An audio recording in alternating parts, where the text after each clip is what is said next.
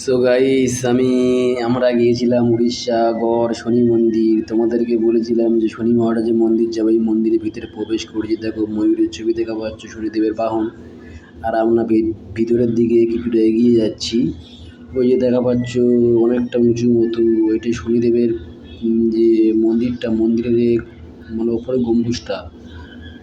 মন্দিরটা ভিতরে কারুকার্য অনেক, তো মন্দিরটা অনেক পুরানো মন্দির। উড়িষ্যা এটা অনেক জাগ্রত মন্দির। তোমরা যদি কেউ উড়িষ্যা এসে থাকো, এই মন্দিরে একবার ঘুরে যাবে।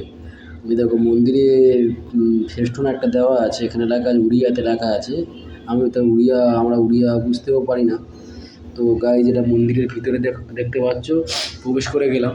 তো এখানে দেখতে পাচ্ছ হনুমান দেখতে পাচ্ছ, জল আছে। যেই জলের মধ্যে না আমরা আগেরবারে গিয়েছিলাম যখন কচ্ছপ দেখেছিলাম, তো গাইস আমি সন্ধ্যা হয়ে গিয়েছিলাম, এই জন্যে কচ্ছপগুলো দেখতে পাচ্ছি না। হালকা লক্ষ্য করলে দেখতে পাবে জলের ভিতরে কচ্ছপ আছে। ওই দেখতে পাচ্ছ কচ্ছপ বড় মতো, ওই অনেক বড় কচ্ছপ। 4টে না 5টা আগেবারে গিয়েছিলাম, দেখতে পেয়েছিলাম কচ্ছপ। আর এই যে জলাশয়ের মধ্যে মাছও আছে। মন্দিরটা অনেক বড় মন্দির। মন্দিরটা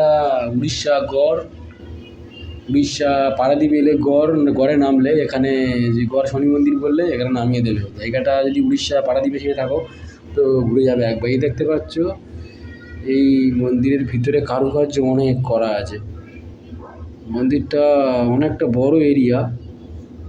তো মন্দিরে আমরা আগেবারে গিয়েছিলাম, ভিডিও করা হয়নি, সেই কারণে তো তোমাদের কাছে ছাড়তে পারিনি। তো আজকে গেলাম মন্দিরের ভিতরে, বলি না কালকে বলেছিলাম যে গতকাল যেতে একটা যাবো মন্দিরে, গিয়ে তোমাদেরকে একটা ব্লগ করব। তো এই দেখো শনিদেবের বাহন দেখতে পাচ্ছ ময়ূর, এই ময়ূর দেখতে পাচ্ছ, এটা বানানো আছে এইভাবে।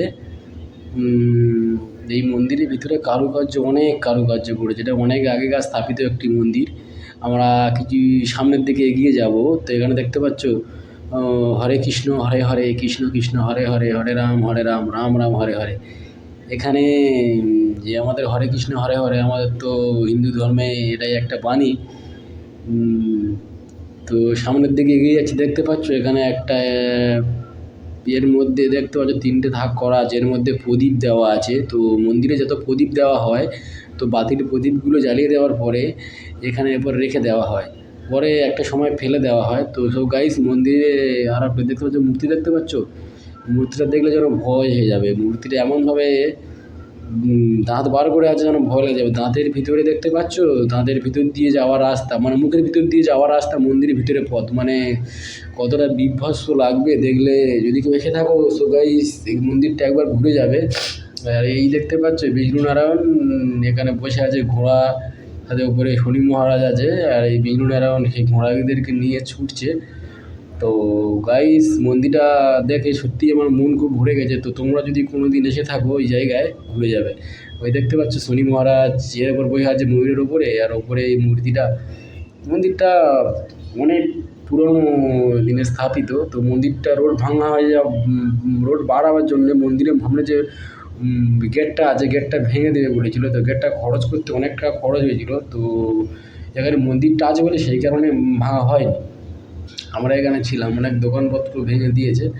তো সামনের দিকে এগিয়ে দেখতে পাচ্ছ মন্দিরের ভিতরে গরু দেখতে পাচ্ছ, গরুর গায়ে দেখো, গরু বলো না, গরু শতকোটি ভগবান। গরু আমাদের হিন্দু শাস্ত্র, গরু হলো ভগবান। গরু বাড়ি থাকা মানে সংসারে সুখ সমৃদ্ধি বিরাজ করে, অশান্তি থাকে না। তো গরুর গায়ে দেখতে পাচ্ছ কত ভগবানের ছবি, মানে গায়ে কত ভগবানের ছবি, মানে গরুর মধ্যে এত রকম 33 কোটি দেবতা গরুর মধ্যে থাকে।